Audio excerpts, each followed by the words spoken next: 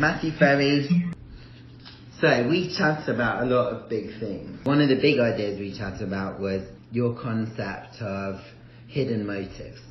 And the thing to understand about the hidden motives is they're like programs or automatic thinking that kicks in, that if you're not aware that it's happening, can derail you and undo a lot of your work.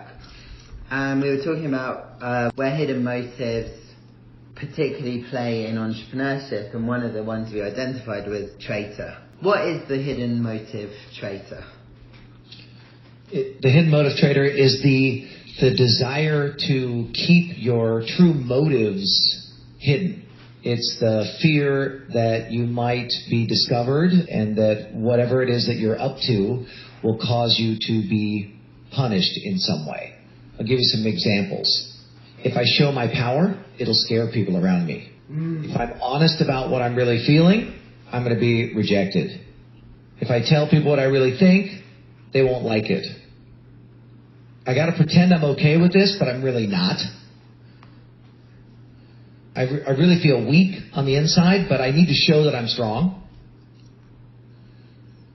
I have to be popular so that people like me, so that I can get what I want.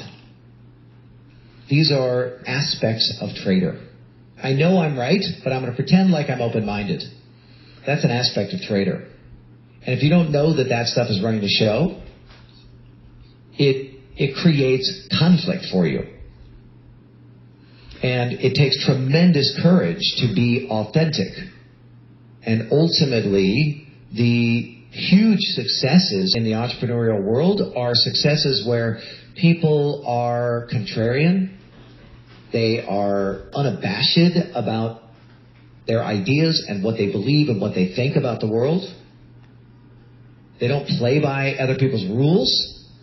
In fact, we see that the biggest successes in entrepreneurship are people who essentially break all the rules and demonetize or democratize or any other D that you can think of, any kind of industry. And they do that by being authentic, by being real, by looking at problems that other people are ignoring and speaking up about them. And that's difficult because Traitor, this hidden motive to survive. So if we back up, like what's happening here? So there's consciousness, then there's mentation. And those are distinct. So consciousness is like the platform for what creates thoughts. Thoughts then are the experience that we're having of reality. We're talking to ourselves, essentially.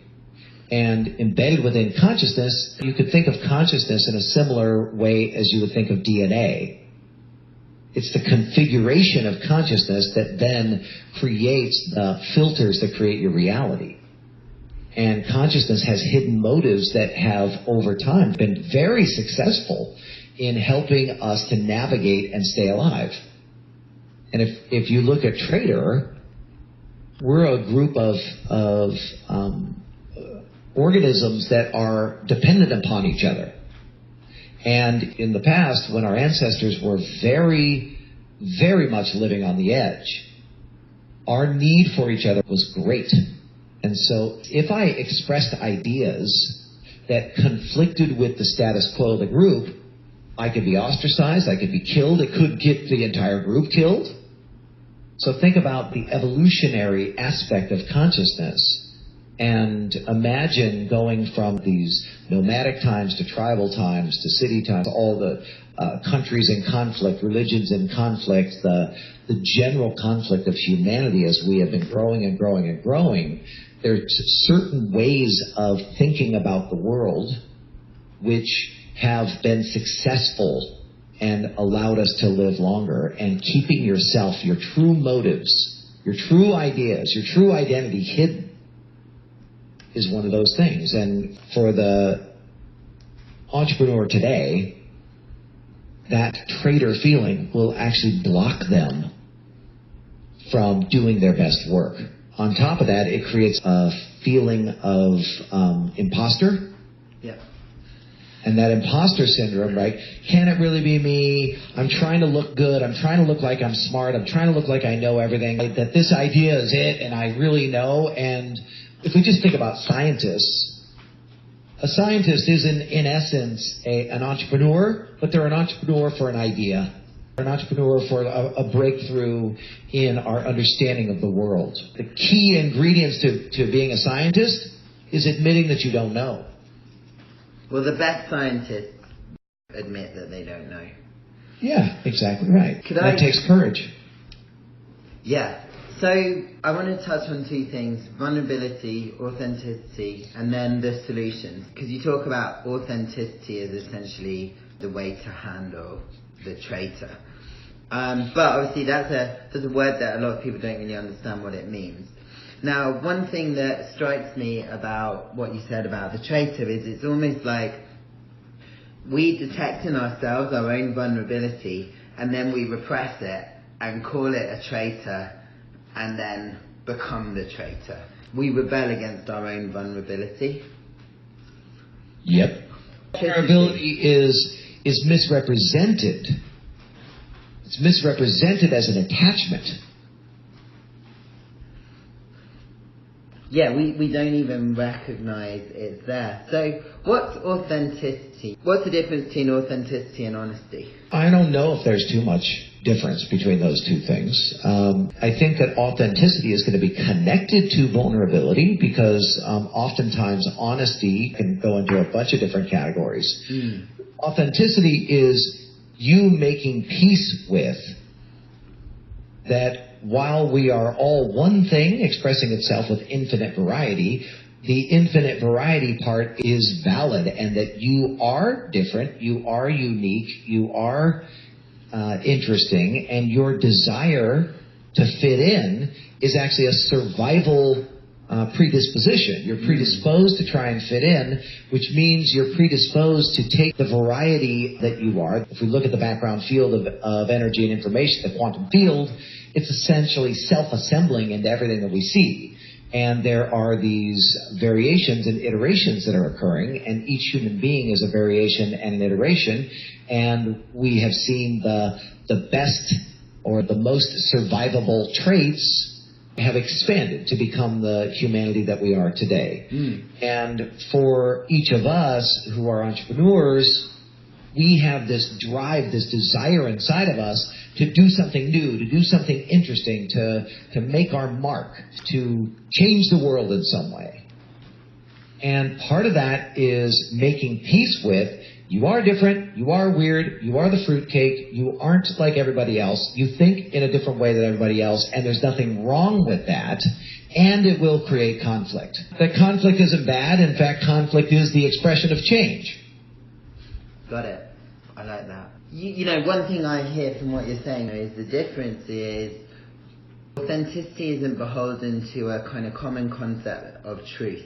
It's your own truth. It's not eternal. It's in time. It's what's true for you now.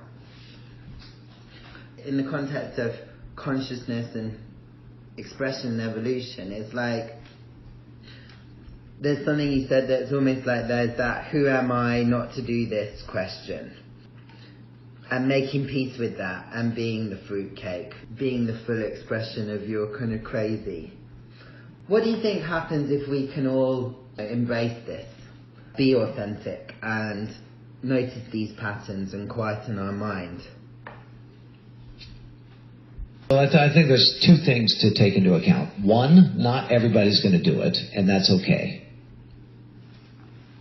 And two, there are certain people who are predisposed to adopting an enlightened framework and then utilizing that enlightened framework to create greater degrees of courage, fearlessness, and self-expression. And for those people who are intrigued naturally, they're just naturally intrigued by this idea of inner optimization for outer acceleration. That's the way that Kristen and I like to think about it. Inner optimization for outer acceleration. But those people, they begin to embrace the practices of a quiet mind they suddenly have the courage to be exactly who they are. And when they're being exactly who they are, they're going to make moves that are very contrarian. They're creative. They're out of the box. Nobody else could figure out how on earth they even think about this. Some of those ideas, some of those seeds that they plant can be very, very fruitful. But because their mind is quiet, because they recognize that I am infinite, I am the background field expressing itself, therefore I don't matter, my ideas don't matter, my life doesn't matter, nothing matters, therefore anything that I want matters. And because they're in that perspective, they will continue to plant seeds and go after the things that are interesting to them. And they'll focus on having amazing experiences. Success does not create an amazing experience. I just want you to know, I work with some of the most successful people in the world. They have hundreds of millions of dollars, billions of dollars. Many of them have tens of billions of dollars at their disposal. And I will tell you with absolute certainty that success does not create amazing experiences. Success in its traditional format actually creates domination and a prison that they hope to escape. And that's why they work with me. So they want to escape that prison. So I want to go back to your idea because you asked me a very specific question. What happens if everybody begins to embrace their own authenticity? The answer is, for those who do embrace their own authenticity, they'll take more risk. And you and I both know that the more risk you take, the more reward you get. But the interesting thing is, for the person who is experiencing authenticity, vulnerability, their mind is quiet, they're fearless, therefore they're taking risk. For that particular person, the result is not that relevant. The result is like, yay, that was interesting. Okay, next. The experience of life, that's what becomes relevant. You become someone who is committed to having a great experience in your life, no matter what's happening. And let's be honest, when your mind goes quiet, it's not like you don't have shit storms in your life. You do. And it's not like your mind is always quiet. There's so many things that fire up the survival system and get the mind talking, even when you've practiced getting your mind into a good place. So you go after the experience because you know how good it feels to be completely and totally at peace. And then you strive to be at peace in the middle of the volatility, the chaos, and the insanity of the world. One thing that comes across, you're saying your mind can be quiet in spite of everything you choose. So people pursuing a great life can go on this path, take more risk, but then they could end up blaming all the risks they took for the disquiet in their mind and the experiences they're having. But actually, it sounds like you can just constantly check in and reset. Your experiences aren't the cause of the state of your mind. Yeah, you're nailing it. It's like this. The experience you're having is an aspect of the context, the framework that you are holding about the situation. So in the work that I do with people, you work on four things. One, you recognize there's a talking machine in your head. It's not you. I call it the drunk monkey. And if you understand what the drunk monkey does, like what its job is, then you can treat it like a pet rather than listening to it like it's you. The second thing is to understand what drives the drunk monkey, which is the hidden motives to survive. DNA drives the expression of what the body is doing and the biology is doing. Consciousness is driving the expression of how you're experiencing the world, the filters and the frameworks. Once you see the drunk monkey and you begin to remove the motivation for the drunk monkey to think, now what there is to do is start working on effective contextualization. And in the work that I do, there are contexts that are very strengthening to your system. And over time, I've begun to use a muscle testing framework to determine, does something physiologically strengthen the body, or does this thought weaken the body? And there is an uncanny correlation between the quiet mind state and a strengthened body. So when the body is strong, survival is not necessary. When the body is weak, survival is activated.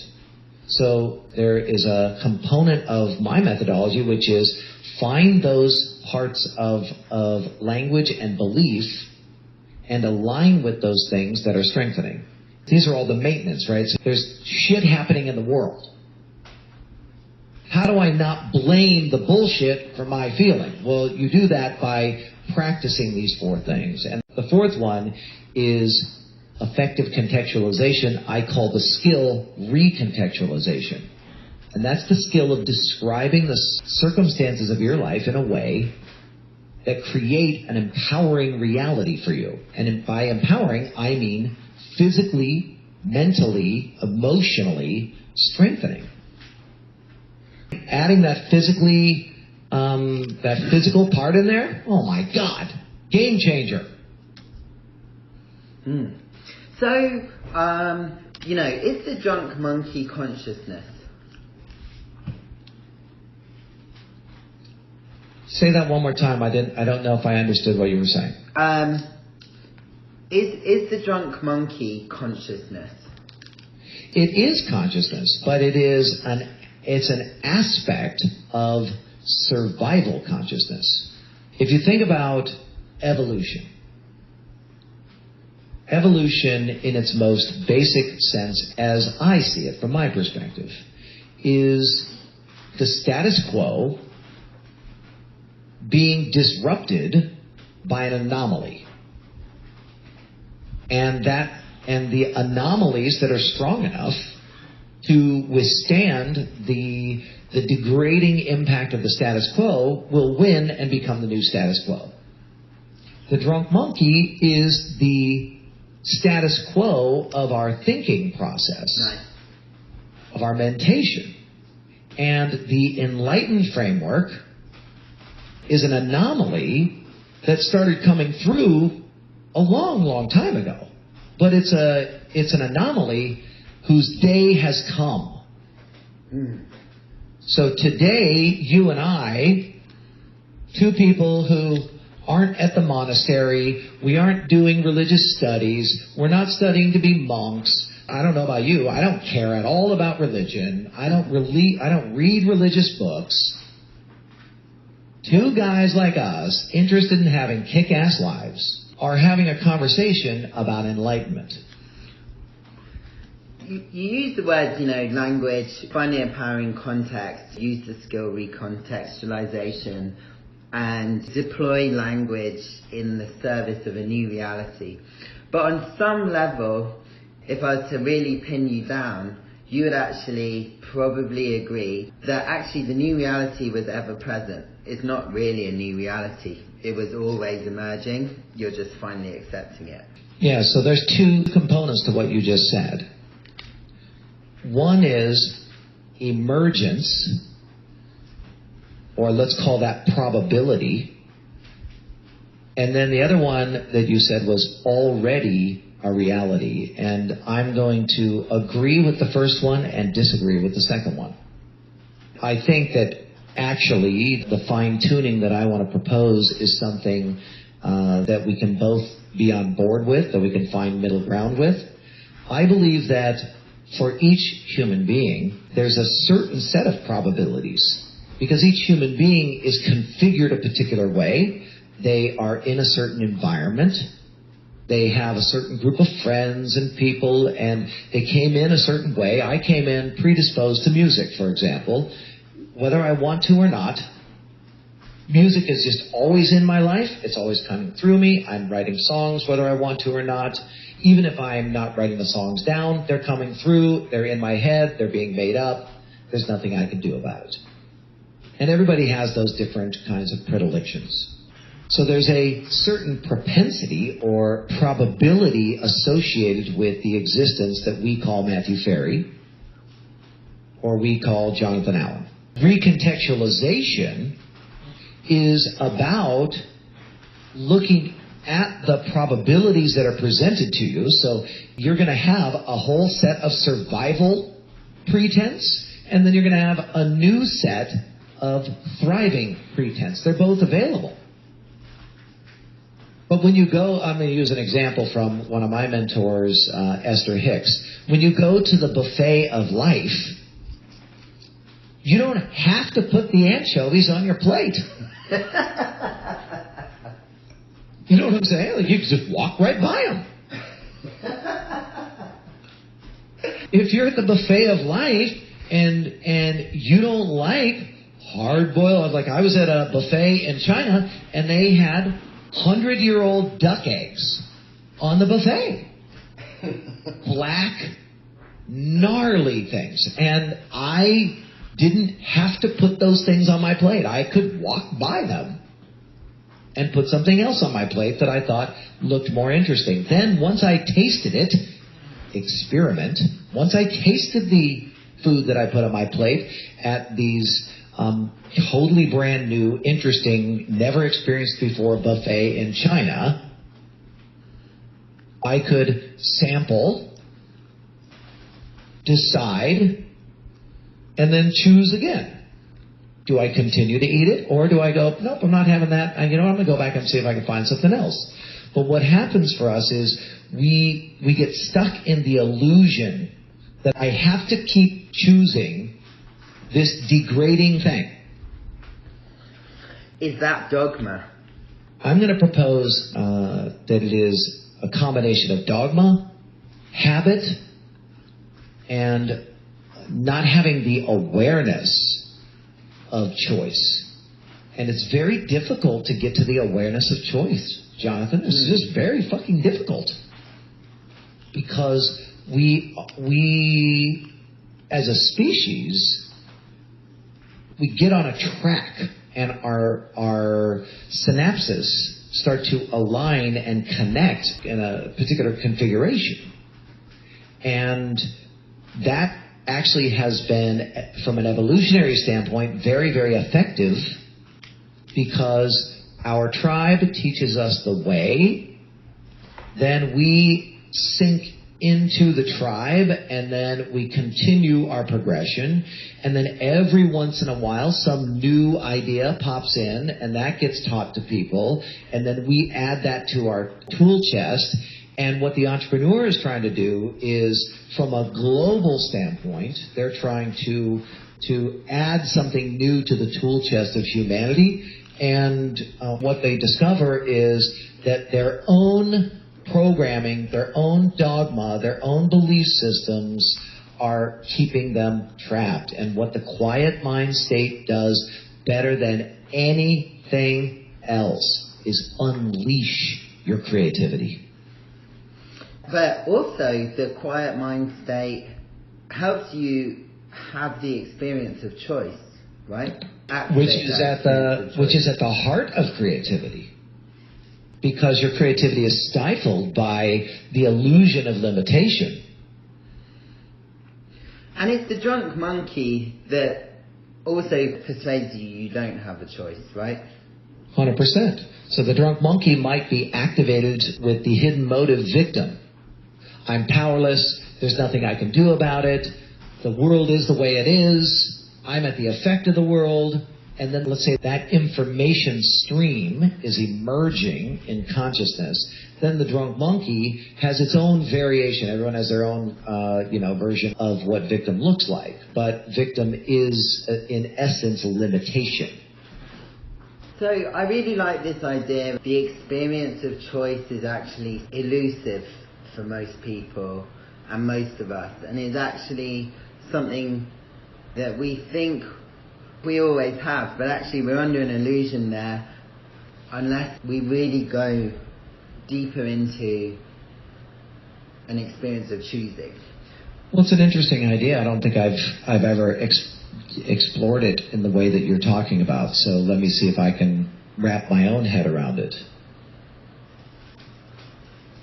Contextually, we are blinded. We have filters. There's a filter, for example, that each person has that I call the fundamental misperception. And the fundamental misperception is an aspect of victim.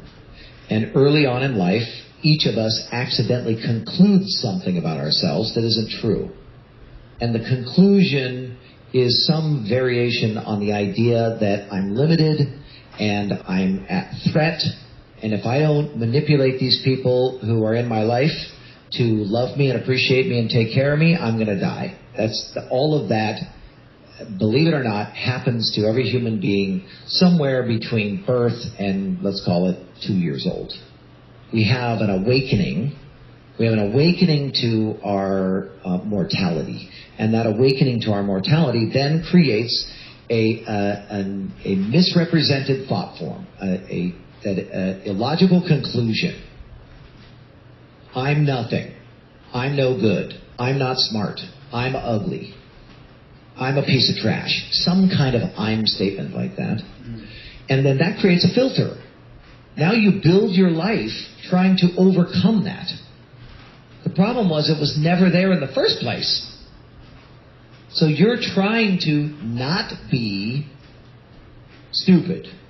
So what do? You get 2 PhDs and you're always an arrogant jackass, making everybody else wrong, trying to be the smartest person in the room, not realizing that you're massively limiting your choices because you have to be smart. And therefore, you massively reduce your creativity because most creativity comes out of free thinking, which is the recognition that you don't know shit. And how glorious is that? And I wonder where the ideas are going to come from, and I wonder how I'm going to figure it out.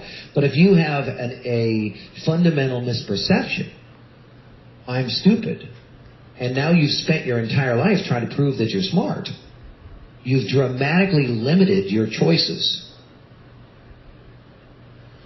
That's something that we do in my mastermind group and in my private coaching. We literally address that fundamental misperception, and we mentally and spiritually disrupt it so that we free ourselves from it.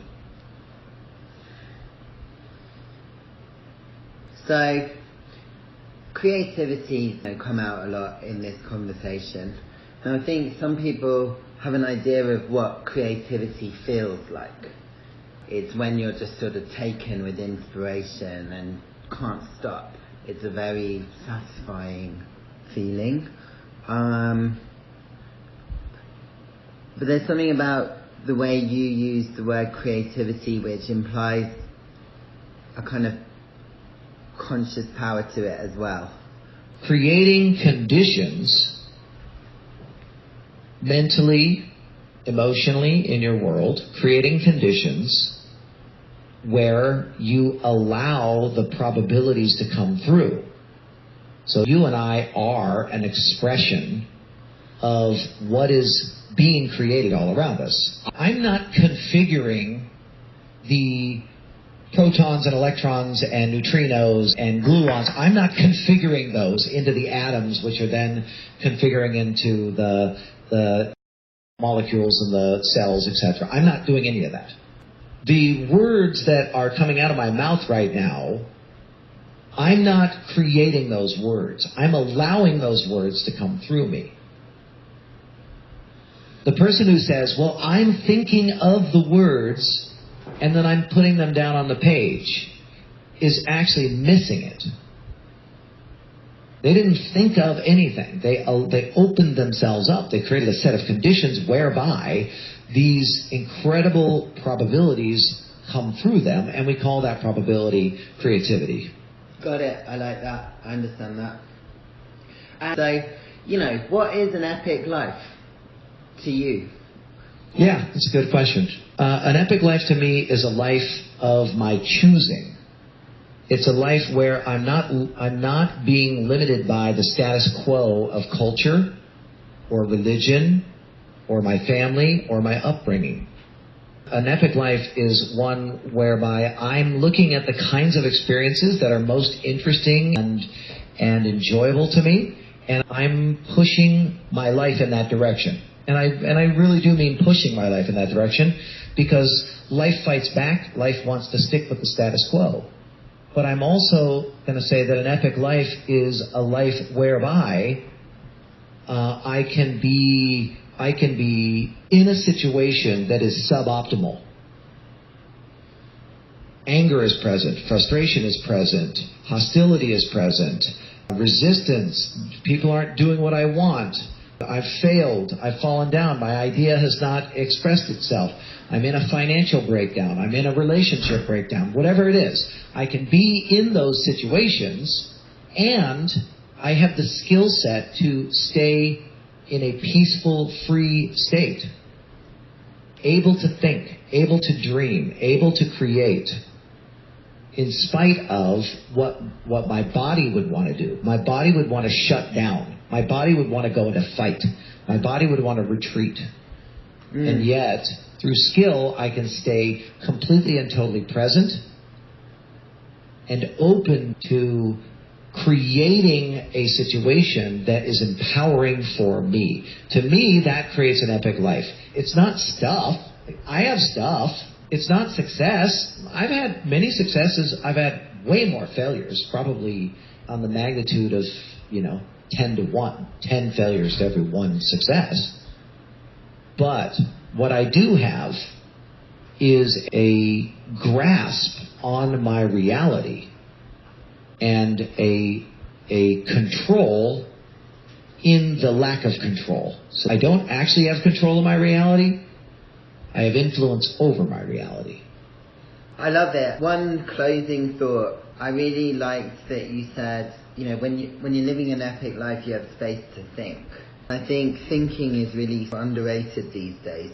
It's all about doing and being in action. I would personally rather take 10 hours to allow the ideas to come through and walk, dream, whiteboard, write things down.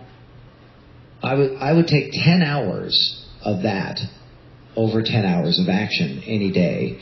I have seen over and over and over, like one of my clients who ascended into billionaire status, he did that by very, very intentionally only working and taking action 3, 4, 5 hours a day.